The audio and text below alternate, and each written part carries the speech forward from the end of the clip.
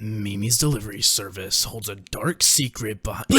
Sorry, wrong intro. I don't know what I was on when I wrote this, so please bear with me, guys. Hello, good Kittians, and Jacob, because I know you'll be watching this on stream. For those of you who don't know me, hi, I'm Star. I'm the resident engineer of the Good Kid Discord. I'm the guy who made all the 3D models of the Mimi's delivery service drone. Yes, hi, that was me. I did that. This video contains math, physics, terrible jokes, and a handy counter at the top left corner stating how many OSHA violations, and possibly jail time, our lovely Mimi accrues during the next however many minutes of me ranting. Good luck. Opening to the banger that is my absolute favorite song, I'd like to take the time to mention that I've broken not one, not two, but 6 sets of strings playing along to Mimi's delivery service. Jacob, I blame you. We're not even 20 seconds into the video and we're already off to a several $1,000 fine. There's no personal protective equipment or cover on this blade. She also has no helmet. Also, girl, where the hell did you get your FAA clearance to fly this thing? Because I want to know for a research purposes! So just how many violations are here, you ask? 17. There's 17 violations in this one single frame, mainly covering the safety around blades, protection equipment, and helicopter safety as well.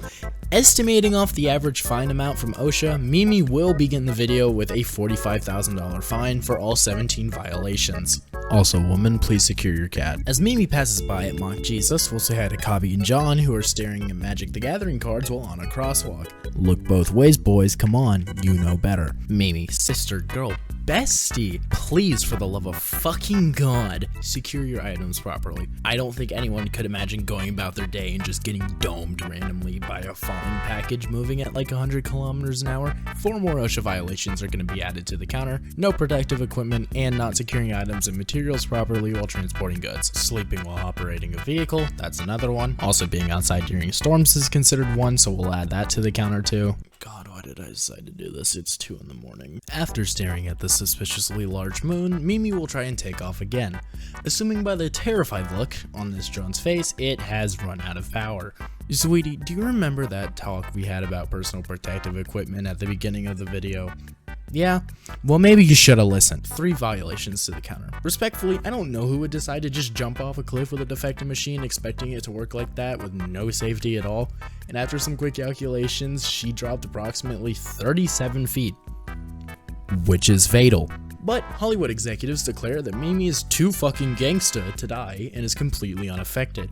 However, her drone does get snapped in half like a glow stick and is damaged in the process, which segues into our next OSHA violation: working on exposed electrical equipment without proper protection. How she managed to violate not 1 or 2 clauses, but an entire section of the OSHA guidelines, which does update the counter to 29 now, by the way, completely baffles me.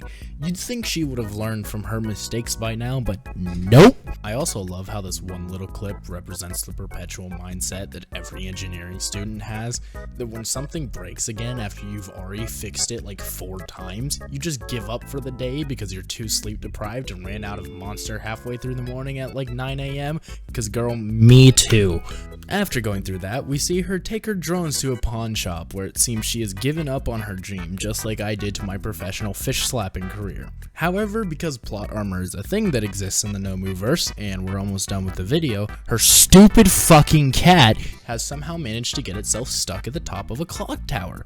In her state of panic, she quickly rips off Rick Harrison after he tells her he needs to call a guy and takes the tram downtown, arriving at the clock tower. For some unknown reason to anyone, some dude is just randomly walking around with 80 feet of rope, and to my satisfaction, everyone is backed away from her, which is completely safe and does prevent her from catching another point to the counter. While it may look cool how she flies, it definitely isn't scientifically accurate. Oh, but it's a music video, it's magic, it's not real. Yes, but magic defies the laws of physics, and we're here to prove this thing can actually fly with the laws of physics.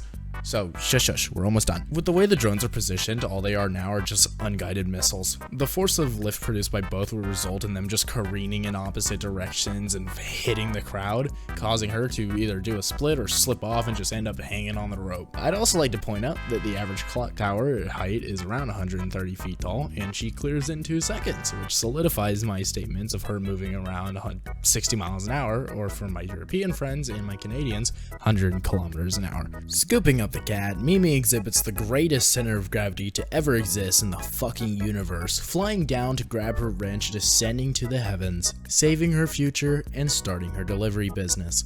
What a wonderful ending. She's going to prison.